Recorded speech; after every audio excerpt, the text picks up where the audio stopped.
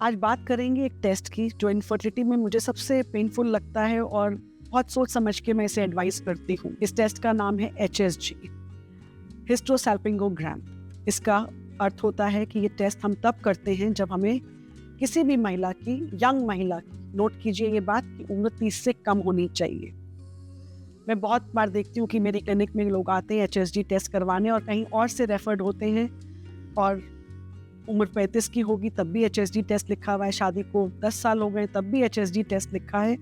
मैं इसे पर्सनली तब करती हूँ जब यंग महिला हो, 30 से कम की उम्र हो और उनके हस्बैंड या पार्टनर का सीमन एनालिसिस IUI के लायक हो या नॉर्मल कंसेप्शन के लायक हो।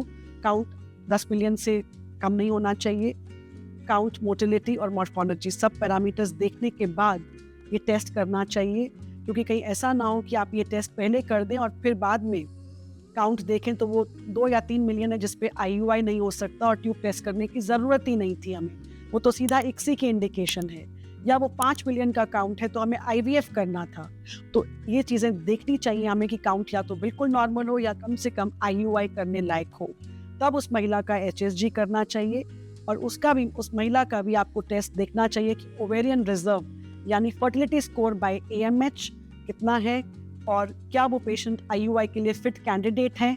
जब सब पैरामीटर्स आपने देख लिए हैं, लास्ट पैरामीटर होना चाहिए HSG टेस्ट, यानी AMH भी हो गया, अल्ट्रासाउंड पे आपने एंट्रल फॉलिकल काउंट भी देख लिया और हस्बैंड का या पार्टनर का सीमेन एनालिसिस भी देख लिया है आपने। उसके बाद वो कैंडिडेट आपको लगता है हाँ नॉर्मल कंसेप्शन या IUI के लिए फिट है, उसी सिचुएशन में आप HSG टेस्ट रेकमेंड करेंगे या करवाएंगे।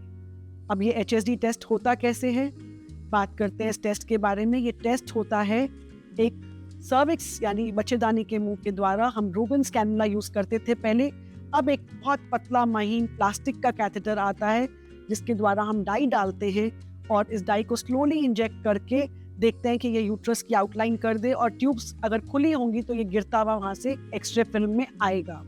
अगर ये आ जाता है तो यानी दोनों ट्यूब्स खुली हैं, यानी इस टेस्ट के बाद आप श्योर हो सकते हैं कि हमें और किसी चीज की जरूरत नहीं है। अगर ये टेस्ट फैलोपियन ट्यूब्स को पेटेंट यानी खुला दिखाता है तो आप श्योर हैं कि ये खुला है। लेकिन अब इसकी एक दूसरी साइड भी है कि अगर अनफॉर्चुनेटली इसमें रिपोर्ट्स आती है ट्यूब ब्लॉक, खास करके कॉर्नुअल एंड पे, यानी जहाँ से ट्यूब शुरू होती है यूट्रस के पास से, उसको कॉर्नुअल एंड कहते हैं। अगर वहाँ पे ब्लॉकेज आती है तो ये फॉल्स भी हो सकता है रिपोर्ट। क्यों? क्योंकि ये टेस्ट पेनफुल है, आपने एनेस्थीसिया में नहीं किया हुआ है, इसको OPD में किया जाता है, पेशेंट को बेहोश नहीं किया जाता है। तो कई बार पेन के चलते, ट्यूब्स हमारी मस्कुलर स्ट्रक्चर होती है यानी मसल्स होती हैं, तो अगर वो डर के मारे या दर्द के मारे पेशेंट ने अपनी मसल्स कॉन्ट्रैक्ट हो गई तो रिपोर्ट आपकी आएगी ट्यूब्स बंद हैं, जबकि वाकई में वो ट्यूब्स हो सकता है खुली हो। लेकिन अब ये होने के बाद आप इस पे IUI या नेचुरल कंसेप्शन के लिए छोड़ नहीं सकते। तो ये इस टेस्ट का एक डाउन साइड है। आपको कंफर्म करने के लिए लैप्रोस्कोपी करवानी ही पड़ेगी, वो एक गोल्ड स्टैंडर्ड है। जब आप लैप्रोस्कोपी करवाएंगे और साथ में हिस्ट्रोस्कोपी या उसके यूट्रस में आप डाई डालेंगे एनेस्थीसिया के अंडर, जब पेशेंट अंडर एनेस्थीसिया होगा तो पेन नहीं होगा, रिलैक्स्ड है पेशेंट। आप डाई डालते हैं और ट्यूब्स में डाई आ जाती है, दोनों तरफ फ्रीली फ्लोइंग डाई होती है जो आप लैप्रोस्कोपी द्वारा देखते हैं, तो कंफर्म हो जाता है कि ये ट्यूब जो HSG पे बंद थी वाकई में हिस्ट्रोलैप्रोस्कोपी पे खुली है, या आपने लैप्रोस्कोपी द्वारा कंफर्म कर लिया कि वो ट्यूब्स खुली हैं।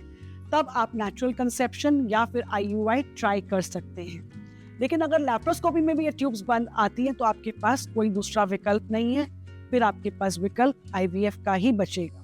तो बहुत सोच समझ के हम ये टेस्ट एडवाइस करते हैं उन्हीं महिलाओं को जिनकी उम्र कम है 30 से और AMH और एंट्रल फॉलिकल काउंट बिल्कुल ठीक है और मोर इम्पॉर्टेंट हस्बैंड का सीमन काउंट IUI के लायक या नॉर्मल कंसेप्शन के लिए बिल्कुल नॉर्मल है, तभी हम HSG को एडवाइस करते हैं। सो ये एक ऐसा टेस्ट है जो मैं अपनी क्लिनिकल प्रैक्टिस में बहुत सोच समझ के एडवाइस करती हूँ, क्योंकि आपने पहले HSG टेस्ट कराया, टाइम गया, फिर लैप्रोस्कोपी कराई, तो इतने पैसे अगर लैप्रोस्कोपी पे लगने उससे अच्छा हम सीधा IVF भी कर सकते थे।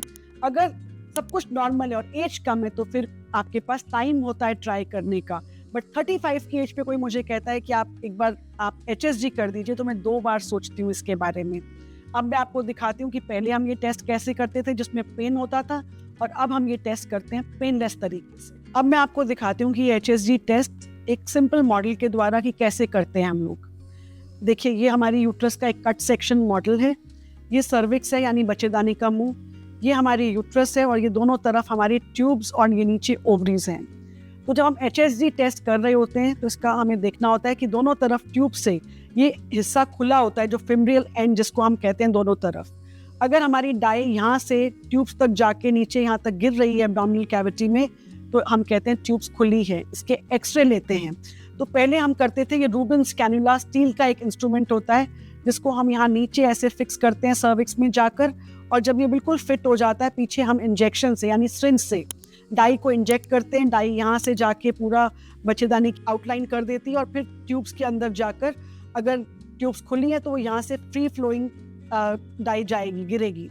मिथिलिन ब्लू डालते हैं हम उस डाई के अंदर, तो हमें उसका कलर थोड़ा हो जाता है उसके अंदर, तो कलर भी हमें डालना होता है मिथिलिन ब्लू। अब ये इंस्ट्रूमेंट अगर हम देखें तो बहुत स्टील का है, चुभने वाला भी है, थोड़ा पेनफुल होता है सर्विक्स में। जब हमने सिर्फ पेन किलर दिया है पेशेंट्स को, हर पेशेंट एनेस्थीसिया लेने के लिए राजी नहीं होता और हम देते भी नहीं है, सिर्फ पेन किलर दे के करते हैं। OPD प्रोसीजर है HSG टेस्ट।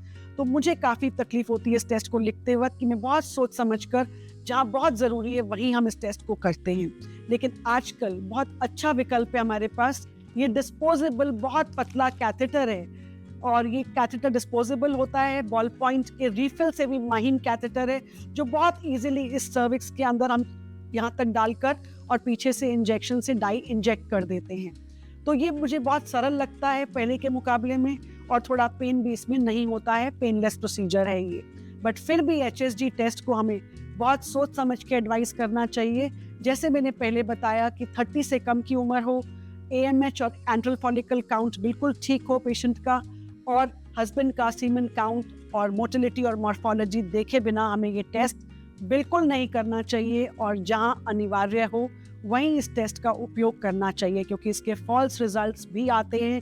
इसका मतलब ट्यूब्स खुली हैं लेकिन वो मस्कुलर स्ट्रक्चर है, एक मांसपेशी है जो बिना एनेस्थीसिया के जब हम करते हैं सुकड़ जाती है ऐसे डर के मारे या दर्द के मारे, तो पेशेंट का रिजल्ट फॉल्स भी आता है।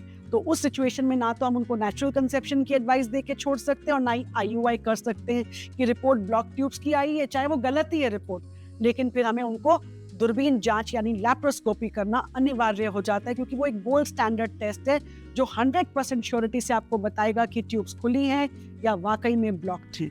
और अगर ब्लॉक्ड आती हैं लैप्रोस्कोपी पे भी अनफॉर्चुनेटली, तो हमारे पास विकल्प IVF का ही बचेगा, और अगर खुली है तो बहुत अच्छी बात है, आप नेचुरल कंसेप्शन या IUI की एडवाइस दे सकते हैं उस पेशेंट को। और अगर HSG पे ट्यूब्स ब्लॉक्ड आई हैं तो लैप्रोस्कोपी अनिवार्य होती है कंफर्म करने के लिए, क्योंकि लैप्रोस्कोपी एक 100% श्योर टेस्ट है। सो आप ये जानकारी आई होप आपके लिए उपयुक्त रही होगी, और जब भी HSG कराएं अपने डॉक्टर से डिस्कस कीजिए ये सब चीज़ें, और उसके बाद ये निर्णय लिया जाता है कि हमें किस पेशेंट पे HSG करना है और किस पे नहीं करना।